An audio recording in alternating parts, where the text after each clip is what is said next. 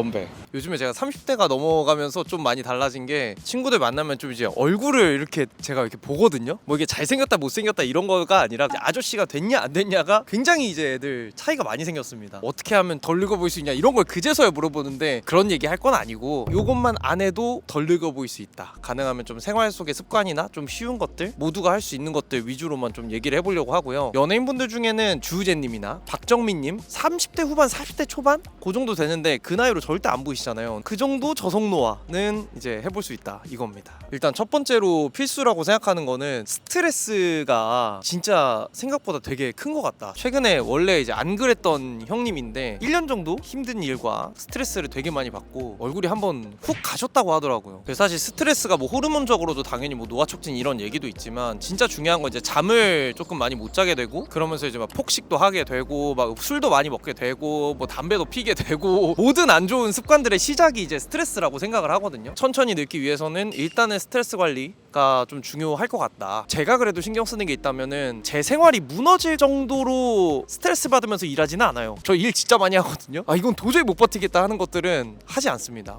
장기적으로 좋진 않더라고요. 건강도 해치고 스트레스 너무 많이 받지 않으시게 행복하게 관리 잘 하는 게 중요할 것 같고요. 두 번째부터 저희 채널에서 많이 하는 얘기인데 보습입니다. 건조하지 않게 유지해주는 게 피부 겉에서 느껴지는 노화에는 제일 중요합니다. 저희 채널 보시는 분들 이게 여드름 나고 뭐 흉터 생기고 이런 거를 스트레스를 받아 하시잖아요. 그러다 보면 화장품을 점점 좀 가볍게만 쓰거나 바르면 내가 트러블이 날 거라는 생각 때문에 아예 안 바르시는 분들도 꽤 많이 보는데 근데 그러면 이제 나중에 무조건 이제 후회를 하게 됩니다. 남자분들이 개기름이 조금만 올라와도 뭔가 거부감을 느끼거나 그런 분들이 되게 많은데 피부가 완전히 막 뽀송뽀송한 상태보다는 지금 저도 보면 약간 이제 기름기가 있거든요. 요 정도 기름기가 있는 상태가 노화도 좀 방지가 되고 피부 장벽도 좀 지켜지고 건강한 상태다. 뽀송뽀송한 상태로 하루 종일 있으면은 각질 쌓이고 더 트러블 생기고 뭐 노화는 말할 것도 없고 그렇습니다. 어떤 그 군인분이 얘기해 주신 게 자기는 건성인 걸 아는데도 아침에 뭔가 발려있는 게 싫어서 그냥 패드로만 이렇게 닦고 선크림 바르고 출근하신다고 하더라고요. 그러시면 안 되는데 이렇게 얘기를 했어요. 지금은 괜찮은데 나중에 분명히 노화 온다라고 제가 한번 말씀드렸거든요. 나무 껍질도 이게 막 건조하면은 더 이렇게 자잘자잘한 선이 많이 생기거든요. 이게 지금 난리 났잖아요. 이렇게 된다니까요. 건조하지 않게 관리해주는 게 어린 분들은 중요하지 않다고 생각할 수 있지만 26살 넘어가면 그 전부터 미리미리 챙겨주시는 게 좋습니다. 20대 중반 넘어가신 분들은 약간은 기름진 상태로 유지를 한다고 생각하시는 게 더 편합니다. 그때부터는 노화에 조금 더 신경을 써줘야 되기 때문에 아침에 바르는 게 난 좀 부담된다라고 하시면 꼭 자기 전에라도 보습을 잘 해주고 주무시면 좋습니다. 난 피부 타입을 모르겠다라고 하시는 분들이 이거 보시면서 중간 피부 타입으로 골라가지고 쓰시면 됩니다. 세 번째는 자외선인데요. 자외선이 노화의 주범이다 이런 거 다들 많이 아실 거고 선크림 중요성은 매일 얘기해왔고 추천도 많이 드리고 있지만 아직도 좀 귀찮아서 안 바르시는 남자분들이 되게 많을 것 같아요. 여름이라 햇빛이 너무 세서 나갈 때마다 늙는 느낌이 체감으로 느껴지거든요. 헬스장 갈 때 원래는 그냥 마스크 쓰고 모자 쓰고 이렇게 가는데 최근에는 아무리 이제 가까워도 양산을 쓰고 가기 시작했습니다. 양산도 진짜 괜찮으시면 너무 추천드리고 적어도 이제 모자라도 푹 눌러 쓰고 가까운 거리라도 가시는 거 추천드리고 근데 이제 모자를 그러면 계속 쓰면 되냐 하실 수도 있는데 바닥이나 유리에서 이렇게 반사되는 빛도 되게 많아서 모자는 쓰셔도 그건 약간 임시방편이고 아무튼 선크림은 여름에는 꼭 매일 바르시고 가능하면 목에도 팔에도 바르시는 거를 꼭 추천드리겠습니다. 피님 얘기해 주셨는데 그런 분들도 계신데요. 겨울에 산 타시는 분들 중에 눈에 반사되는 햇빛 때문에 확 타버리시는 분들도 되게 많다고 하더라고요. 스키장에서 생각보다 얼굴 진짜 많이 타거든요. 눈에 반사돼서 겨울에도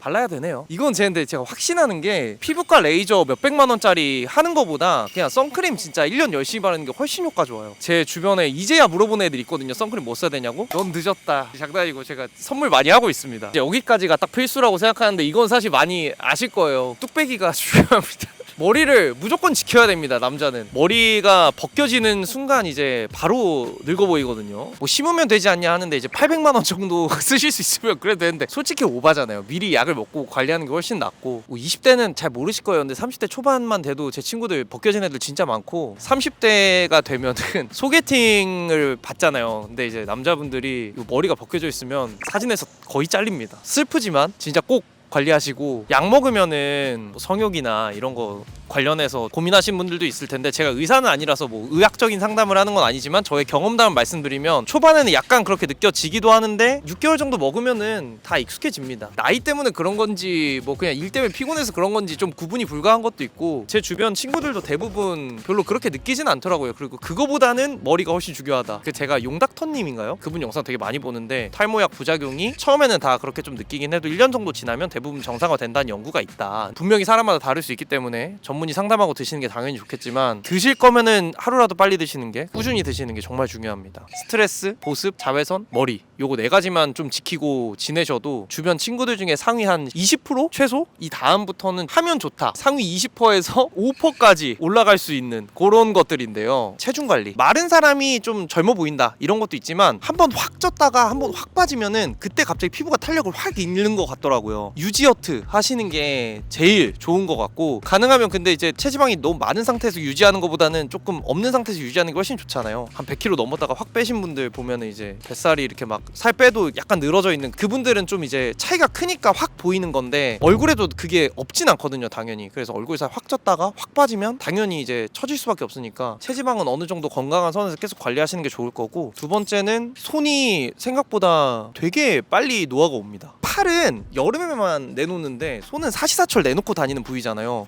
그래서 햇빛도 되게 많이 받고 보습을 여기에 잘 안 해주다 보니까 잔주름이 많이 생겨요. 저도 갑자기 요즘에 되게 많이 생겨서 핸드크림을 다시 열심히 여름에도 불구하고 바르고 있는데 이게 좀 귀찮아요. 사실은 저 손 하루에 10번 넘게 씻거든요. 핸드크림이나 뭐 핸드크림 귀찮으시면 바디로션 같은 거라도 꾸준히 바르는 습관 들이시면 손이 좀 덜 쭈글쭈글해질 거다.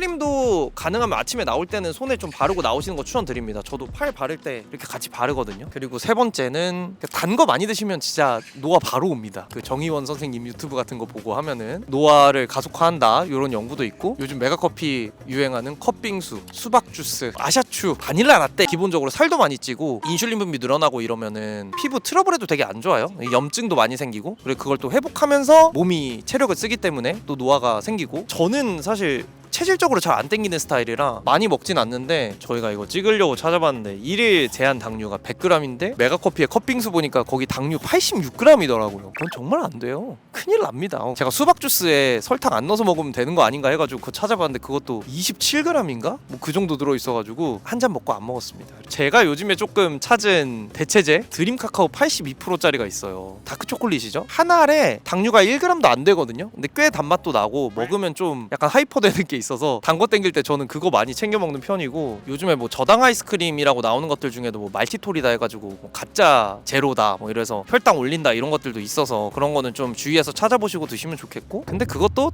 그냥 생 설탕보다는 낫습니다. 그다음에 뭐 조금 짧게 얘기하자면 술 담배는 안 하시면 당연히 좋고요. 술은 저도 끊지는 못했는데 전 담배는 안 핍니다. 최대한 줄이시면은 좋고 영양제, 비타민 C나 뭐 이런 것들 당연히 노화 방지에 도움되는 건 알고 계실 거고 요즘에는 뭐 콜라겐도 먹으면 좋다 이런 연구도 있죠. 한 작년부터 느끼는 건데 입술색이 좀 빠지더라고요. 나이가 좀 차니까 발색 립밤 같은 거를 원래는 제가 잘 안 발랐었는데 요즘 촬영할 때 꼭 빼먹지 않고 바르고 있습니다. 그런 게 좀 고민이신 분들은 발색 립밤도 하나 들고 다니시면 좋을 것 같습니다. 갖고 오셨어요?